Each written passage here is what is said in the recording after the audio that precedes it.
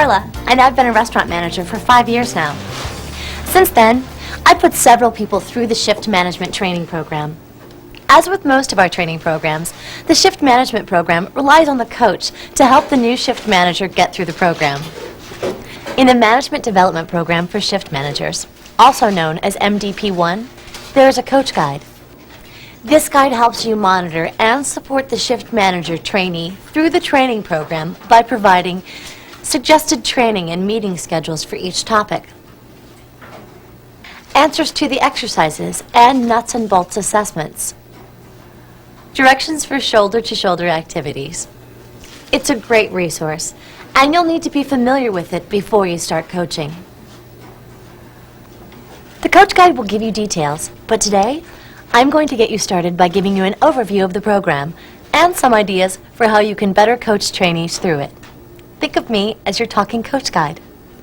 Let's get started by taking a look at each part of the program.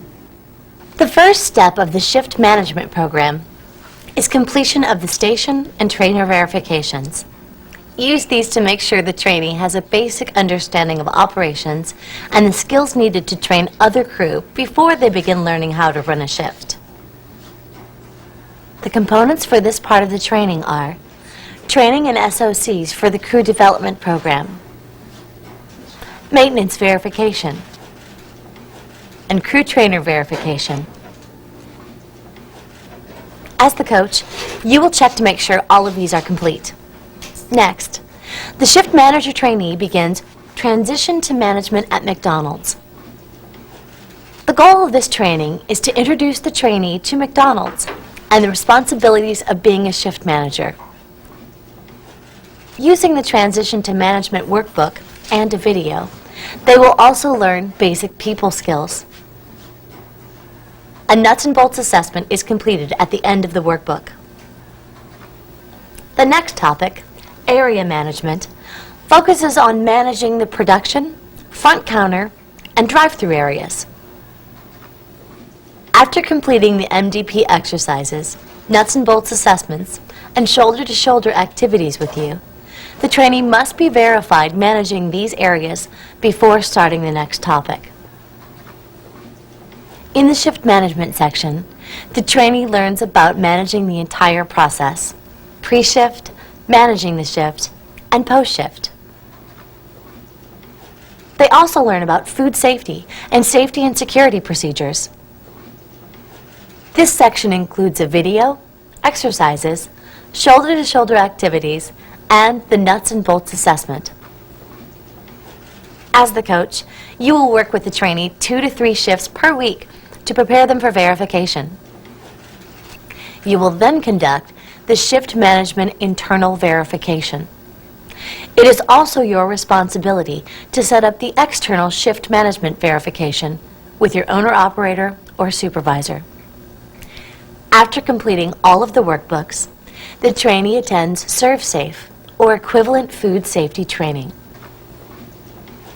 Then, after completing food safety training and course pre-work, trainees will attend Basic Shift Management class, also known as BSM. The goal of BSM is to prepare a shift manager to create a positive work environment in the restaurant that supports delivering outstanding QSC to our customers. The course focuses on how to manage people, customer satisfaction, and the shift for QSC.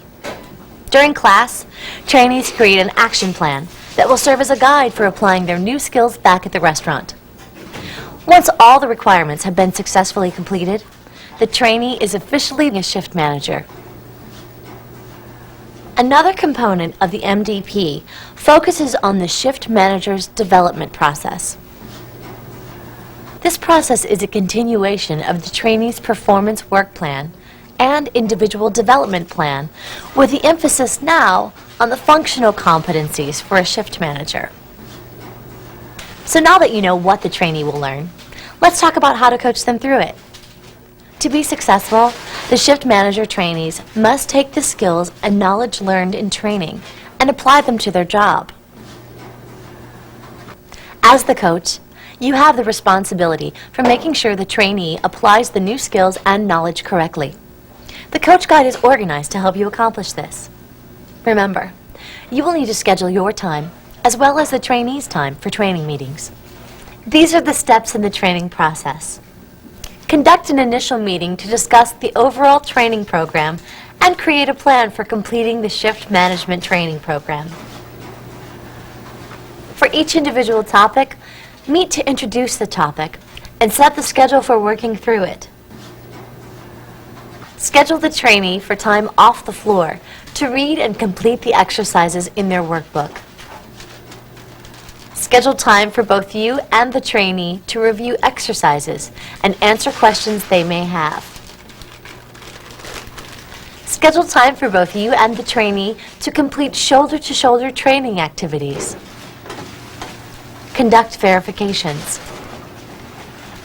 Your coach guide explains when and how to do each of these in detail. You also need to display good coaching skills. These are probably familiar to you. In fact, your trainees learn about them during BSM. Here are some things to keep in mind. Develop trust by doing what you say you will do and supporting them through the training. Provide constructive feedback in private. If you don't know the answer to a question, let them know that you will find the answer and get back to them. Then follow through. Clarify what you expect of the trainee and make sure they understand what you are asking of them. Give appreciative and constructive feedback. Motivate and inspire. I guess the best way to introduce you to this process would be to show you how it's done.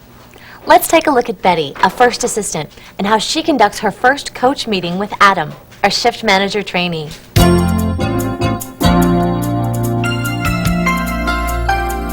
Adam, I'm excited about your shift management training. I know you're going to do a great job. Nah, thanks, Betty. I'm excited too. I can't wait to get started. I'll be your coach during the training. There are two main components to the training program: working through the workbooks in this binder and attending the classes.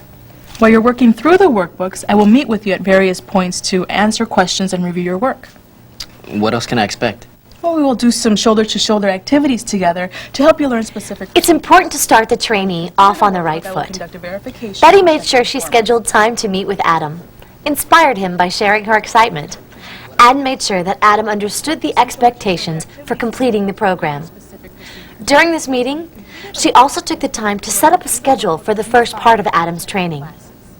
Before the trainee begins each section in the MDP, you will meet to review goals, key concepts, and learning objectives. During the meeting, set a training schedule that includes the shoulder-to-shoulder activities, reviewing workbook exercises and progress checks, and verifications. Let's watch how Betty introduces the Transition to Management at McDonald's workbook to Adam. Adam, now that you have completed your station and trainer verification, we are ready to begin the Transition to Management at McDonald's section.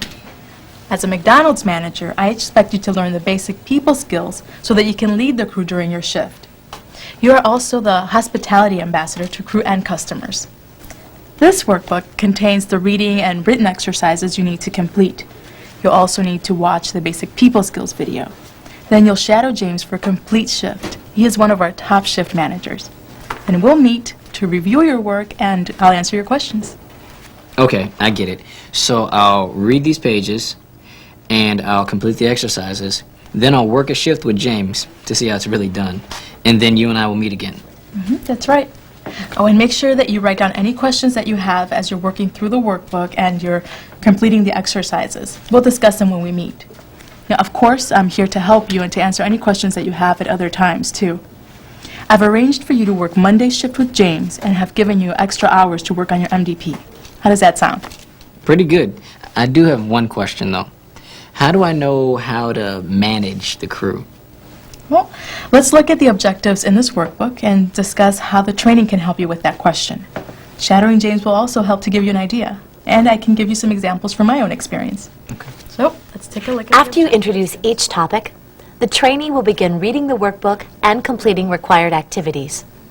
Each workbook contains both exercises and nuts and bolts assessments. Many of the exercises require the coach to discuss the topics and ask the trainee about their responses. Make sure you schedule time to meet with the trainee and discuss these. This follow-up is important to gauge the trainee's understanding. For both the exercises and the nuts and bolts assessments, You'll want to make sure that the trainee gets most of the answers correct. If they don't, provide them with the resources they need to review, then ask them to retake the assessment after they study the resources. The suggested answers are in the Coach Guide. Let's take a look at how Betty demonstrates this. Adam, you have been completing your work on time and demonstrating a good understanding of the information in this workbook. Well, thanks. I'm learning so much about how to manage a shift. Now, I can see your improvement over the last few weeks. Today I want to review the exercises in the area management workbook. Let's start out by first taking a look at any questions that you might have had while completing the workbook. Okay, well, I had a question about the what's first exercise, actually. Okay. Well, how did you categorize the situations? Well, I responded by saying cups and lids that need to be restocked. Well, that prevents prompt service. The garbage is overflowing. Well, that affects the appearance of the restaurant. And a customer that is complaining about cold fries. Well, that's related to quality of product. That's right. And which one would you handle first? I would ask a crew member to handle the restocking while I would go and speak with the customer. That way, two problems are being handled quickly. Then I would ask a crew member to empty the garbage. I think you have done a good job thinking this through. Through this meeting, Betty determines that Adam understands the concepts presented in this section. This is important to verify before proceeding further. Betty encourages and provides positive feedback to Adam. In addition to reviewing exercises and nuts and bolts assessments with the trainee, you will conduct shoulder-to-shoulder training activities to teach a specific procedure or skill. As you conduct the shoulder-to-shoulder training, explain what you are doing and why you are doing it so that the trainee has a clear understanding. Make sure the trainee knows that you are there to help and that they will improve with practice. Give specific constructive feedback. Refer to your Coach Guide for activity directions. Let's watch Betty conduct a shoulder-to-shoulder activity from the shift management section. Let's go over how you ran that shift. To give us an idea of how we did compared to targets, let's take a look at the KVS, drive-through, and front counter reports. This discussion will help us get an idea of how we can make it even better next time. And don't worry, we'll do this several times a week for the next 2 to 3 months, so you'll have plenty of time to practice what you've learned. That's good. So, let's talk about how it went. Overall, what do you think went well today? Well, I think the kitchen area went pretty well. And so did service until I sent my fry person away. Can you restock the cups at the front counter, please? Thanks. Wasn't a great idea. We got stuck without any fries. How do you think you could have handled that differently? First thing I might do is keep my fry person, or at least check positioning on the other crew to make sure that if I do take over, I wouldn't get stuck there. And also, Shoulder-to-shoulder training is a great time to practice good coaching skills. Specifically, Betty encourages Adam and puts him at ease by making sure he knows they will work together to improve Adam's performance. She also tells him that he will improve with practice. Betty also asks Adam questions to verify his understanding, and when they look at how Adam did compared to his targets, Betty will provide him with very specific constructive feedback. Shoulder-to-shoulder activities aren't one-time events. You'll need to schedule time to repeat the shoulder-to-shoulder training with the trainee until they can demonstrate that they can do the activity themselves. Some topics require verification of performance before going forward. You conduct the verifications to measure the trainee's skills and knowledge and application to the job. Okay, Adam, today I'll be conducting your shift management verification. Yesterday we met to set the targets. Right, and I just reviewed the targets, and I completed my pre-shift travel path, so I think I'm ready to go. Great. I will be observing you managing the shift in the areas that we talked about yesterday. Remember to use good problem-solving techniques and make adjustments as needed. I will be recording my observations on this form, and then we can talk about it at the end of your shift. Great. Thanks, Betty. I'm really looking forward to managing this shift today. That's why I work so hard through the program, so really hope I do well. I know you will. Betty did a good job preparing Adam for the shift verification.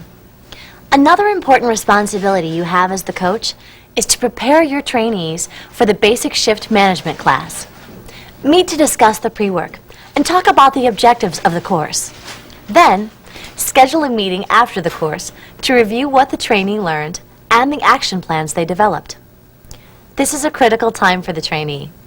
They come back from class really excited about what they can do. Help them apply this excitement as they continue their work in the restaurant. You've just seen how to coach a trainee through each MDP topic, from the initial meeting all the way through to verification. The Coach Guide will give you specific details about each workbook topic. Each section of the Coach Guide corresponds to a workbook in the trainee's binder, so you can move through the guide right along with the trainee. As you saw in the examples, coaches are supportive and encouraging throughout the program. They make sure to schedule time to meet with and coach the trainee. They also schedule the trainee's time to complete all of the training activities. This sets up the trainee and the restaurant for success. So there you have it. With a little prep work and your Coach Guide, you are going to be great. Let's review what we talked about. The shift management program is made up of several MDP sections that the trainee will work through with you as the coach. They will also take a Serve Safe course and attend BSM class. The Coach Guide is aligned with the MDP and classroom sessions and contains the meeting schedules and outlines to prepare. It also contains answers to exercises and assessments. Use it to review and answer the trainees' questions for each workbook and class, and verify that they can apply what they learned on the job. Remember that the Coach Guide has the tools you need to coach a shift manager trainee from start to finish. Becoming a shift manager requires hard work, so make sure that the trainees have sufficient time to complete each MDP module. Support them through coaching. Put it all together and you'll get well-trained shift managers that deliver great QSC and really wow our customers. Good luck and have fun!